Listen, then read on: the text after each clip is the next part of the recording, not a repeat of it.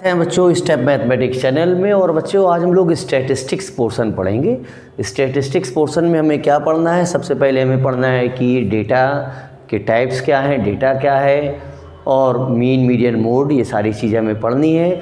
ये बेटा जो वीडियो है ये 9th और 10th दोनों के लिए है, क्योंकि इसमें स्टैटिस्टिक्स के आपके जो बेसिक चीज़ें वो बताई गई। तो सबसे हम पहले बात करते हैं कि डेटा क्या है, डेटा के टाइप्स क्या हैं। तो डेटा क्या होता है, डेटा एक तरीके से हमारे पास रॉ इन्फॉर्मेशन होती है।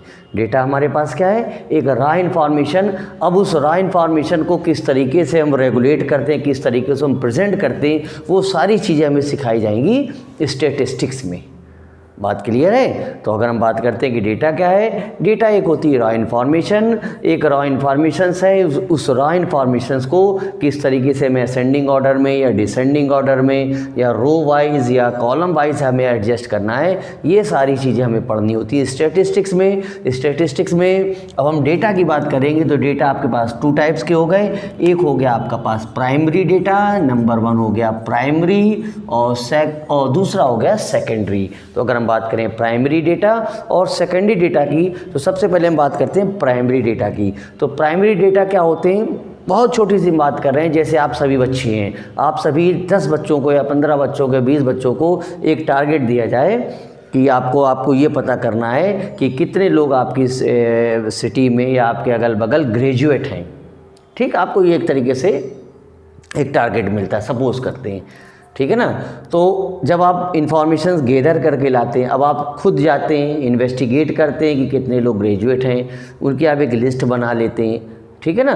तो जो ये लिस्ट बन के तैयार होके आती है, ये आपकी हो गई प्राइमरी डेटा, क्योंकि आज में इन्वेस्टिगेटर ने खुद इन्वेस्टिगेट किया जाके। सबसे पहली बात तो प्राइमरी डेटा में इन्वेस्टिगेटर खुद इन्वेस्टिगेट करता है, खुद जाके इन्फॉर्मेशंस को कलेक्ट करता है, तो ये बन जाती है प्राइमरी डेटा।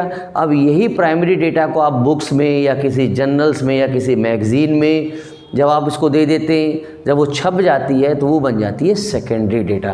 तो याद रखिए जो सेकेंडरी डेटा होता है वो हमेशा प्राइमरी डेटा से निकाला जाता है। जितनी भी गूगल वगैरह में हम लोग चीज़ें देखते हैं तो ये सब बेटा सेकेंडरी डेटा में आता है। सेकेंडरी डेटा में क्या क्यों आता है, क्योंकि कहीं ना कहीं कभी ना कभी किसी ने गूगल में वो प्राइमरी डेटा इंसर्ट किया होगा, डाला होगा, तब कहीं जाके आज हम लोग उसको पढ़ पा रहे हैं। तो primary secondary data, primary data में खुद इन्वेस्टिगेटर इन्वेस्टिगेट करता है। सेकेंडरी डेटा में हमको खुद से सेकेंडरी डेटा प्राइमरी से निकलता है, ठीक है ना। अब यहाँ पे छोटी सी बात उठ के आती है कि कौन ज़्यादा रिलायबल है। प्राइमरी डेटा रिलायबल है, which is more reliable, primary data और सेकेंडरी डेटा। तो अब हम इसकी बात करेंगे तो primary data is more reliable from secondary data. क्यों, क्योंकि रिलायबल इसलिए होते हैं क्योंकि प्राइमरी डेटा में आप खुद जाते हैं, आप खुद ने इन्वेस्टिगेट किया है, तो वो ज़्यादा रिलायबल होंगे। सेकेंडरी डेटा में वो रखे गए, वो मैगज़ीन में छपा है, वो जर्नल्स में गया है, तो हो सकता है कहीं मिसप्रिंट हो जाए, है ना। तो वो सेकेंडरी डेटा उतना हम रिलायबल नहीं कहेंगे। प्राइमरी डेटा क्योंकि इन्वेस्टिगेटर खुद इन्वेस्टिगेट करता है। दूसरी बात हम बात करते हैं कि इकोनॉमिकल कौन होता है, किस में कम पैसा लगता है, तो इसके लिए हमारे पास सीधा सा जवाब है सेकेंडरी डेटा।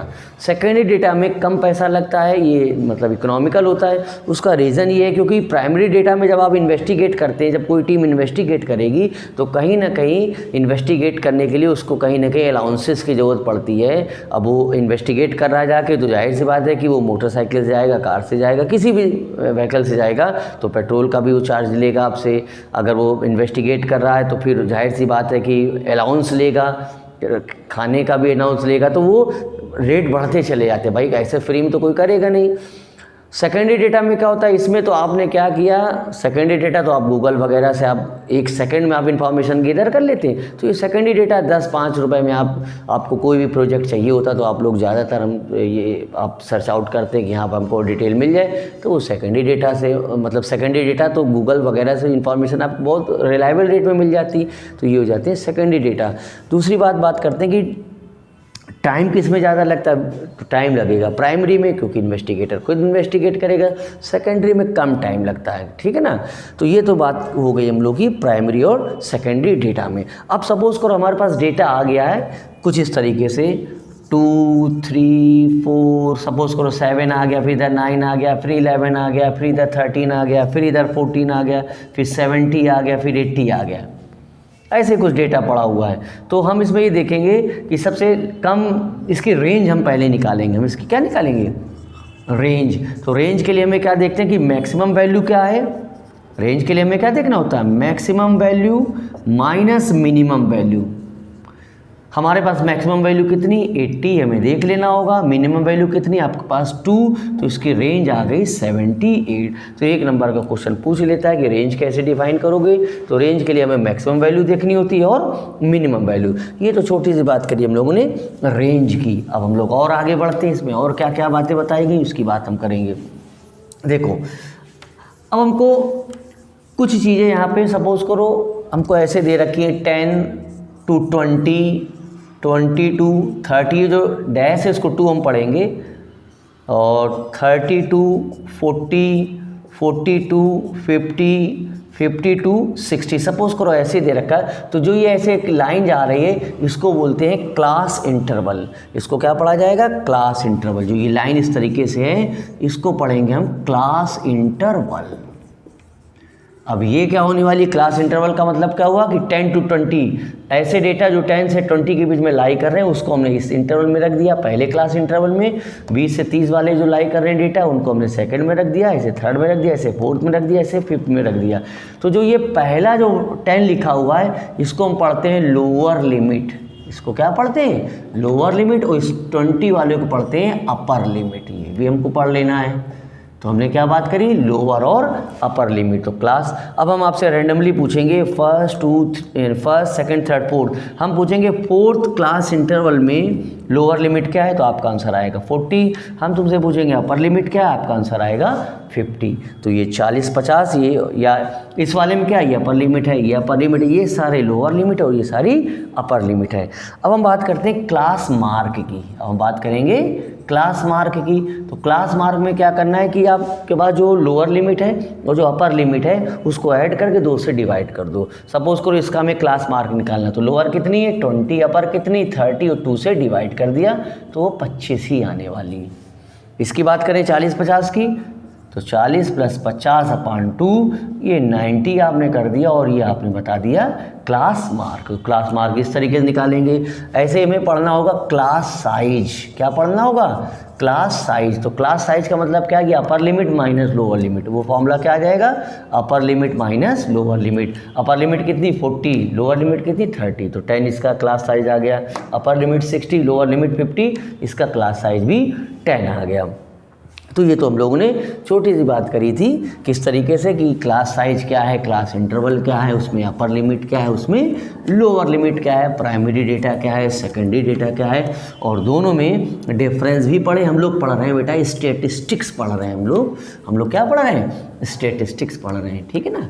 अच्छा, अब इसके बाद हम बात करेंगे इसमें फ्रीक्वेंसी की बात करेंगे, क्यूमुलेटिव फ्रीक्वेंसी की बात करेंगे, उनकी बात करते हैं। तो सबसे पहले हम बात करते हैं फ्रीक्वेंसी की। देखो, अब हम बात करते हैं फ्रीक्वेंसी की। अब ये क्या होता है फ्रीक्वेंसी का? अगर फ्रीक्वेंसी की अगर हम मीनिंग पूछे तो फिजिक्स में फ्रीक्वेंसी का मीनिंग कुछ है, और अगर जनरल में फ्रीक्वेंसी का मीनिंग पूछें तो फ्रीक्वेंसी मतलब होता है जैसे कोई चीज़ कितनी बार रिपीट हो रही, कितनी बार रिपीट हो रही। मान लो हमने कह दिया कि टू डिजिट कई बार रिपीट हो रहा, तो हम यहाँ बोलेंगे हाँ इस 2 डिजिट की फ्रीक्वेंसी ज़्यादा है। 6 नंबर है या 7 नंबर बहुत रिपीट कर रहा है, तो हम यहाँ बोलेंगे भाई 7 नंबर की फ्रीक्वेंसी ज़्यादा है।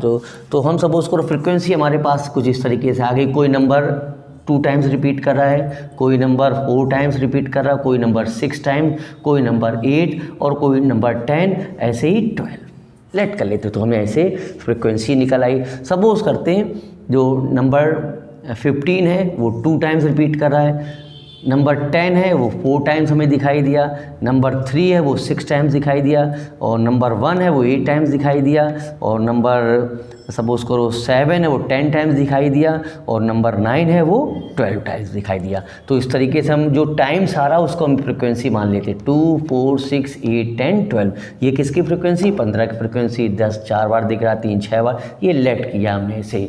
अब हमें बनाना है फ्रिक्वेंसी से ही क्यूमुलेटिव फ्रिक्वेंसी। हमें क्या बनाना है? क्यूमुलेटिव फ्रिक्वेंसी बनाना है। फ्रिक्वेंसी से हमें बनाना है क्यूमुलेटिव फ्रिक्वेंसी, जिसको हम लोग शॉर्टकट में CF लिखते हैं। तो उसकी शर्त क्या है कि पहला नंबर आपको ऐसे ही लिखना है जैसे दिया हुआ, उसमें कोई आपको अल्ट्रेशन नहीं करना। 2 का 2। अब इसको आप ऐड करते चलो, 4 और 2 6, 6 और 6 12, 12 और 8 20, 20 और 10 30, 30 और 12 42। इस तरीके से आप लिखेंगे।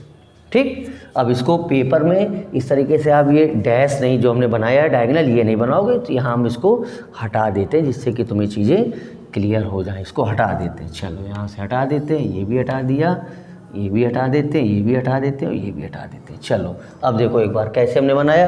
पहला 2 नंबर 2 रहेगा, फिर 2 को 4 से ऐड किया 6 आया, 6 को 6 ऐड किया 12 आया, 12 को 8 से ऐड किया 20 आया, 20 को 10 से किया 30 आया, 30 को 12 से ऐड किया 42 आया। तो